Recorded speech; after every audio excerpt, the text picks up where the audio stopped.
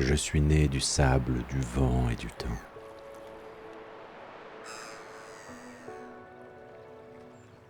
Avant moi, il y avait une rivière, elle s'appelait la Gourgue.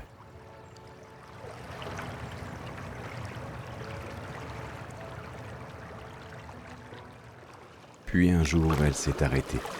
Le sable l'a bouchée, et moi j'ai continué à monter.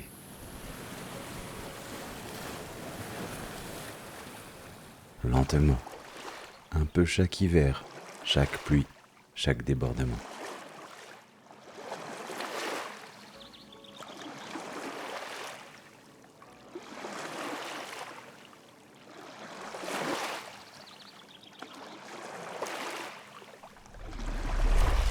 J'ai recouvert les prés, les chemins, les pierres, les murs. Un village s'est endormi sous moi, et d'autres aussi. Lausa, Vignolles, Esté d'Artigues.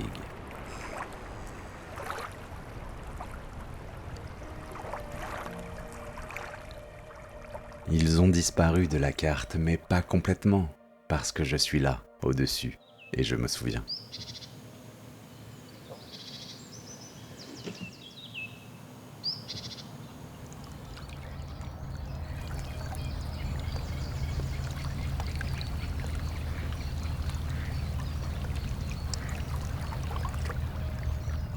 Chaque jour, on glisse sur moi, on me traverse, on m'observe.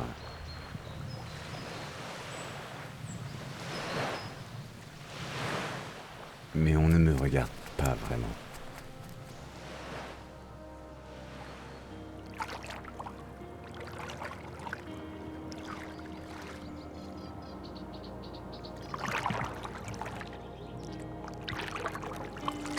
Lui, il me connaît mieux.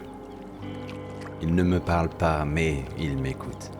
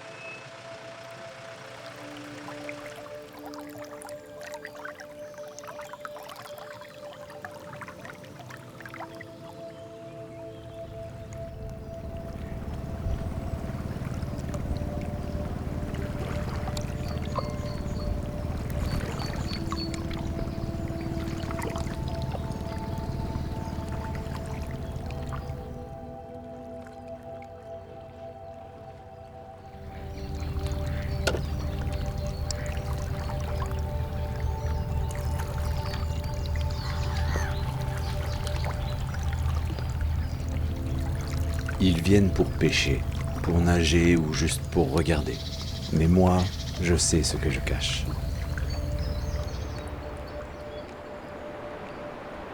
Sous cette surface lisse, il y a des marches, des restes de murs et des noms.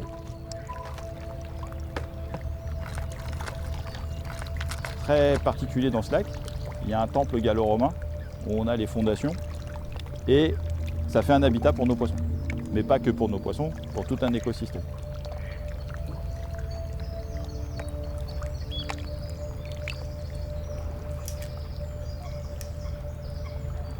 Et quand j'emmène les gens sur le bateau et que je leur présente le lac, forcément, à un moment donné, je leur parle de ça. Je leur parle de cette histoire-là et de la chance et de la rareté d'avoir ça ici et de ce que ça apporte en termes d'histoire, de compréhension, etc. Mais aussi par rapport aux poissons et à la pêche.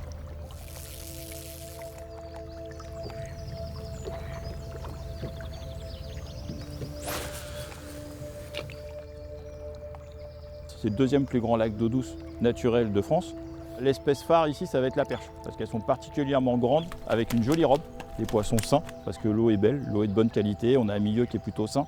Et après, il y a toutes sortes d'autres espèces, peut-être certaines qu'on ne connaît pas encore.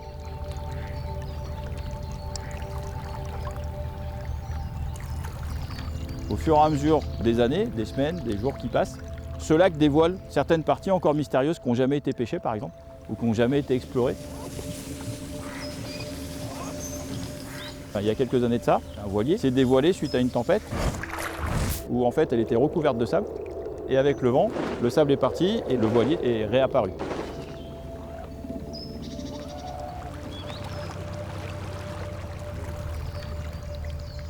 Grâce au fil, le fait d'être au bord de l'eau et d'avoir ce lien facile, physique, avec cet écosystème, c'est ce que je fais tous les jours, au quotidien. C'est ce que j'essaie de partager avec les autres, en essayant de leur ouvrir les yeux sur le fait qu'on ne va pas simplement pêcher du poisson. On va découvrir un milieu, on va découvrir des poissons, on va essayer de comprendre des choses, on va essayer d'apprendre des choses. Moi, je suis content de faire ça. Je vois le sourire des gosses quand ils l'attrapent, je vois le sourire des papis quand ils en prennent un, et moi, ça me suffit.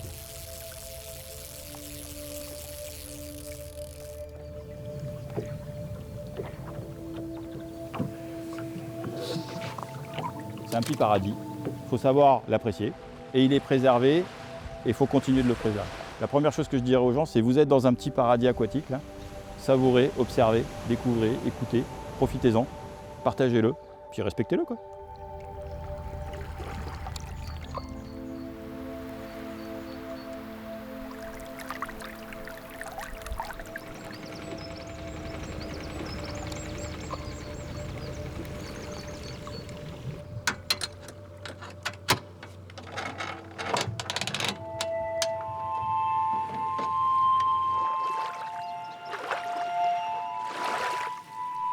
Je ne suis pas né village, je suis devenu tombe. Sans violence, sans bruit, mais avec certitude.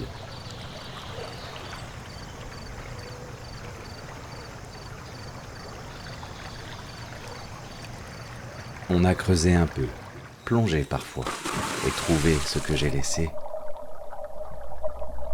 Juste ce que j'ai bien voulu rendre.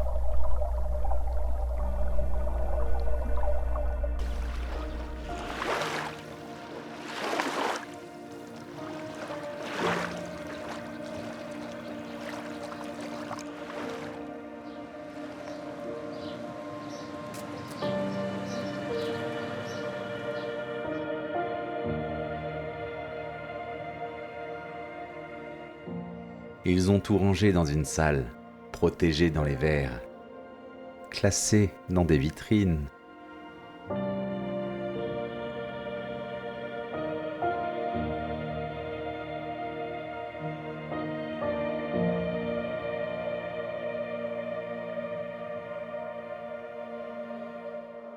Mais ces objets, ils étaient chez eux avant, là où je passe maintenant.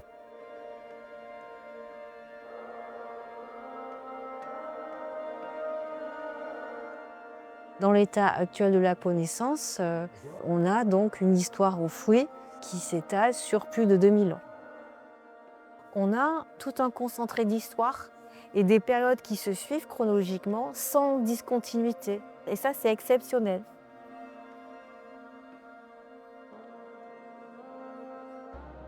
Les études montrent que l'eau est parfois montée rapidement. Ce n'était pas une montée linéaire.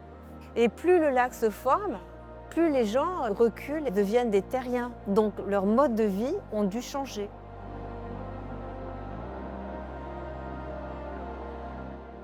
Il y a énormément de vestiges sur ce site. C'était un lieu où on consommait. Il faut s'imaginer que ça grouillait. Il y avait des producteurs locaux, des artisans itinérants, des maréchals ferrants. Donc on consommait, on hébergeait, enfin voilà, mais on priait.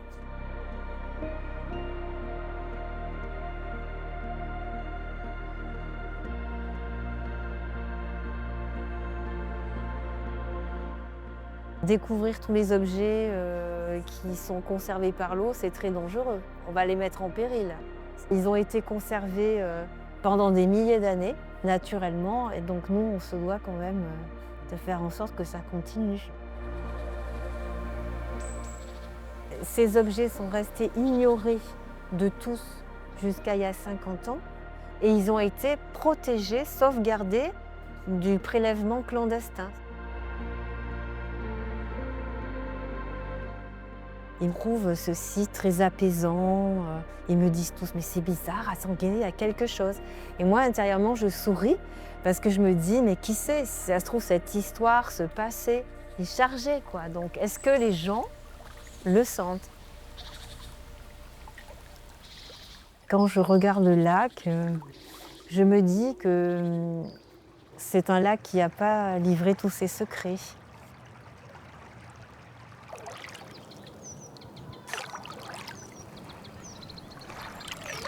Moi, je n'ai pas oublié.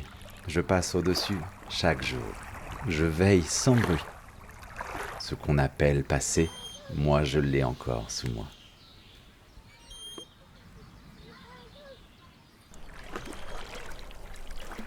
Certains plongent, cherchent, grattent, espèrent voir ce que je garde, mais je ne donne pas facilement. Le plus ancien, c'est Matoc. Alors on n'est pas allé plus loin. Et plus on descend profondément, plus on remonte le temps.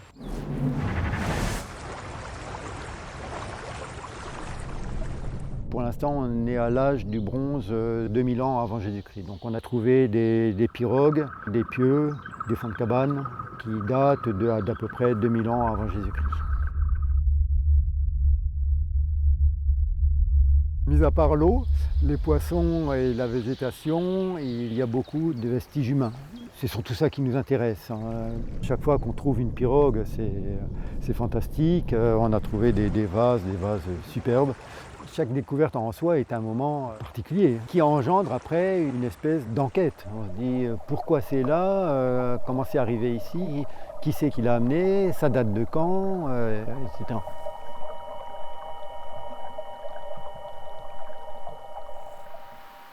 Au début, la rivière, elle se jetait royalement dans la mer.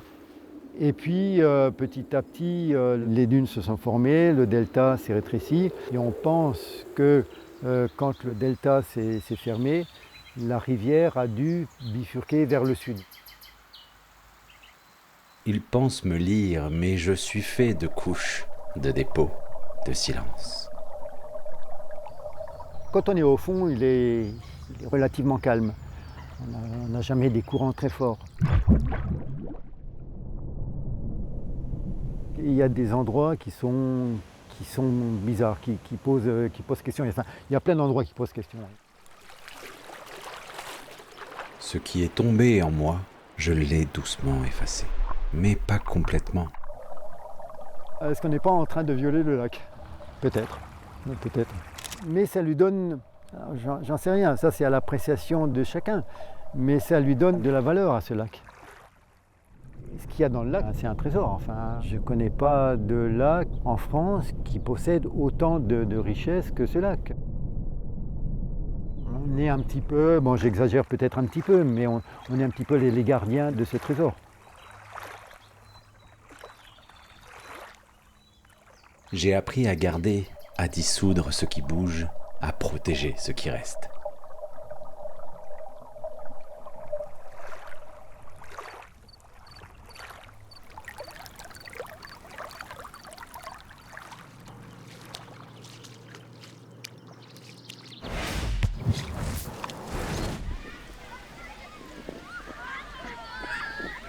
Aujourd'hui, je fais sourire, je rafraîchis, je porte les enfants, les rames, les corps étendus.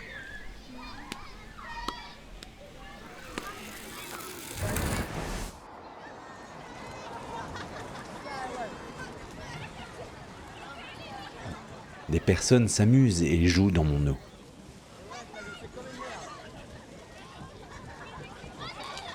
D'autres jouent dans le sable qui m'entoure et des animaux s'y cachent, discrets, invisibles.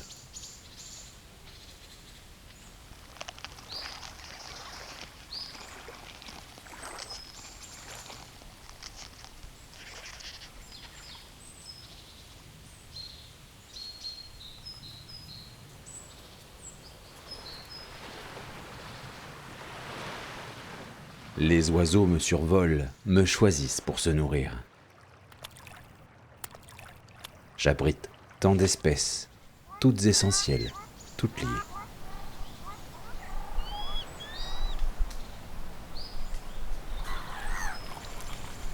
Je fais vivre une chaîne invisible qu'on oublie souvent en se baignant.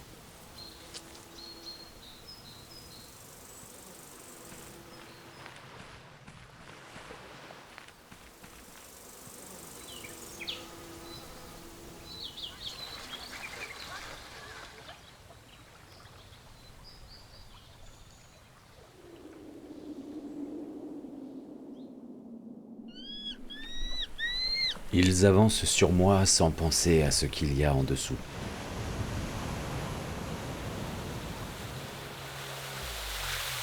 Je suis devenu leur été, leur calme du soir, leur grande étendue libre. Je les accueille, je les laisse flotter, mais je me souviens de ce qu'il y avait là, avant les paddles, avant les cris, avant les parkings.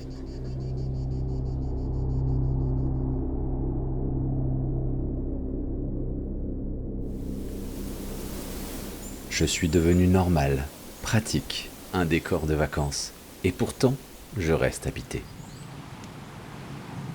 Je suis vaste, mais je garde une mémoire précise.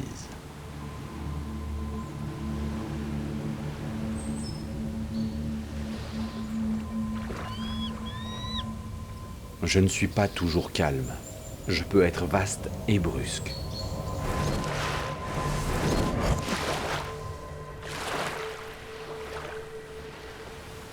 Quand je décide de me lever, je ne demande rien, je viens d'un coup. Les pins se plient, les oiseaux s'envolent, le ciel se referme et tout devient lourd.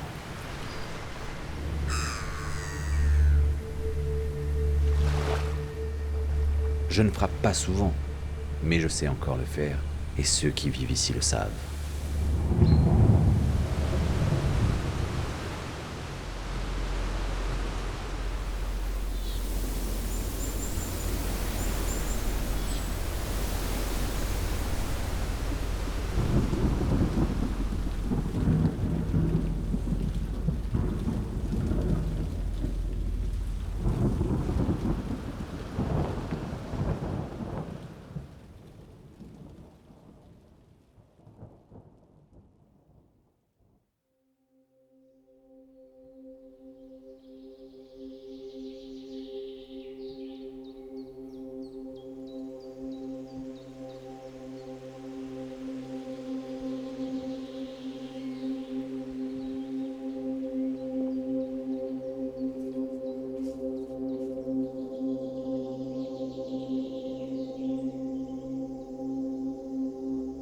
Il y a des jours où je déborde, où je prends ce que j'avais laissé, les sentiers, les plages, les bases, les routes.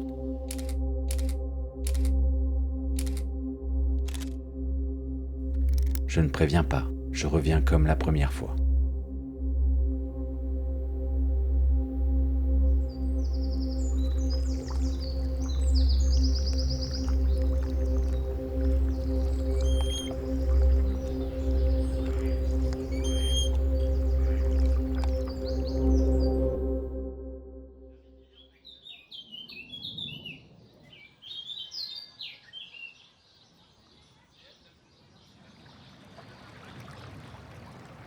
Je suis né d'elle, la gourgue, un filet devenu gouffre, puis rien.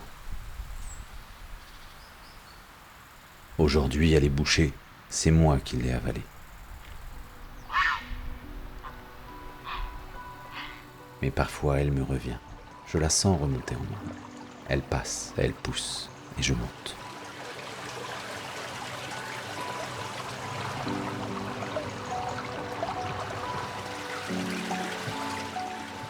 Je suis la suite logique du vent, de la pluie et du temps.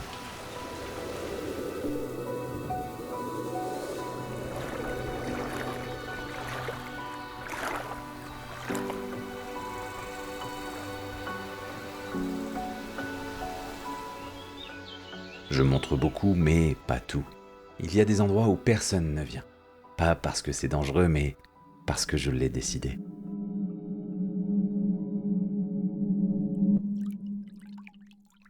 Certains coins sont silencieux. Trop. Même les poissons les évitent. Même le vent ralentit. Il y a là-dessous des choses qui m'appartiennent. Des profondeurs sans lumière, des zones sans usage et sans nom.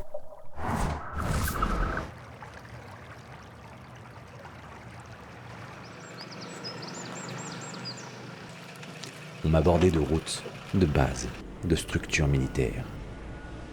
Mais il reste des endroits où rien n'entre, rien ne sort.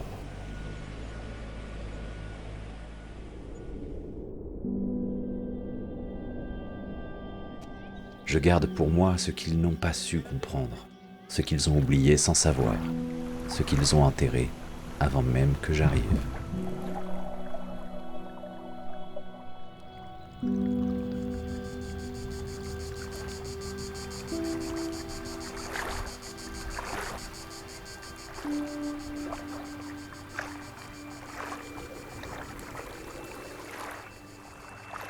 Même hors de moi, on parle encore de ce que j'ai pris, de ce que j'ai recouvert.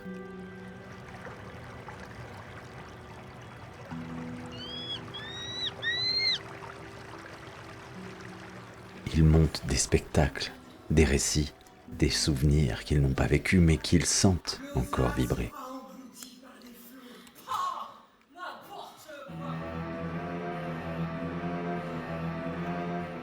Je suis là et je fais parler ceux que je n'ai jamais vus.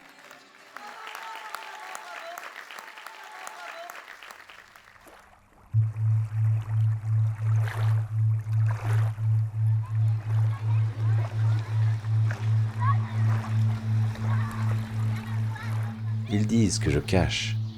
C'est vrai. Mais ce n'est pas pour effacer, c'est pour protéger.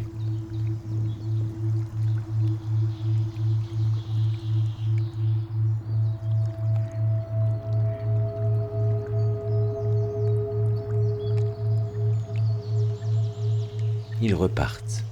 Ils rangent, ils ferment le musée, ils quittent la plage, et moi je reste.